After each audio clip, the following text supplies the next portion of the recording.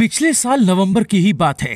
नई टिहरी के निवासियों के हिस्से भारत का सबसे लंबा सस्पेंशन ब्रिज डोबरा चांठी पुल अनमोल तोहफे के रूप में आया था, मगर 9 महीने के भीतर ही पुल की सच्चाई सबके सामने आ गई।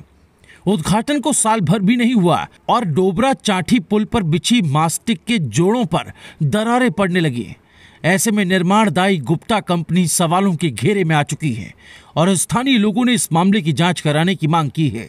जनता खुद को ठगा हुआ महसूस कर रही है और करे भी क्यों ना।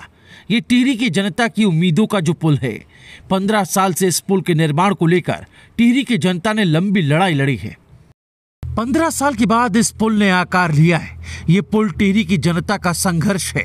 बीते 8 नवंबर को उत्तराखंड के पूर्व सीएम त्रिवेंद्र सिंह रावत ने इस ब्रिज का उद्घाटन किया था। उस समय भी इस पर दरार पड़ी थी, जिसको कंपनी ने उसी समय ठीक करवा दिया था, मगर एक बार फिर से मास्टिक में दरारें पड़ गई हैं, जिसके बाद निर्माणदायी गुप्ता कंपनी की सच्चाई सबके सामने आ गई और उसकी घटिया कार्य प्रणाली की असलियत से पर्दाफाश हो चुका है।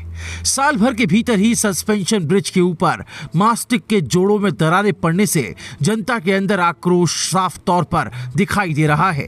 लोग गुप्ता कंपनी के ऊपर तमाम तरह के सवाल खड़े कर रहे हैं और इसी के साथ कंपनी के खिलाफ जांच की मांग भी की जा रही है।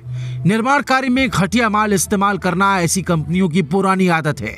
देश के सबसे लंबे सस्पेंशन ब्रिज की असलियत भी आखिरकार सबके सामने आ गई है। ब्रिज पर पड़ी दरारें ये सबूत हैं कि निर्माणदायी कंपनी ने घटिया माल के साथ पुल का निर्माण किया है और यही कारण है कि ये पुल साल भर भी नहीं टिक पाया और अभी से इसमें दरारें पड़नी शुरू हो गए।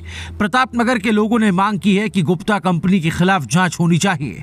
वहीं सामाजिक कार्यकर्ता राजेश्वर पैन्यूली ने कहा कि प्रतापनगर की जनता की सुरक्षा को देखते हुए कंपनी और सरकार द्वारा पुल की थर्ड पार्टी से जांच कराई जानी चाहिए। उन्होंने कहा कि कहने को तो ये पुल पूरे देश का सबसे लंबा सस्पेंशन ब्रिज है, मगर अभी तक इसकी जांच थर्ड पार्टी से नहीं करवाई गई। उन्होंने कहा कि डोबरा चांठी पुल को बिना थर्ड पार्टी की जांच कराए वाहनों के लिए खोल दिया गया और अब पुल के मास्टिक में दरारें पड़ रही हैं, जो कि खतरे का अंदेशा है। उन्होंने कहा कि पुल की जांच होनी चाहिए ताकि लोग सुरक्षित रह सकें और कोई भी बड़ा हादसा ना हो। लोक निर्माण विभाग के कर्मचारियों ने बताया कि पुल के ऊपर मास्टिक पर पड़ी दरारों को ठीक करने के लिए कंपनी के कर्मचारियों को निर्देश दे दिए गए। Bureau report, रायशुमारी।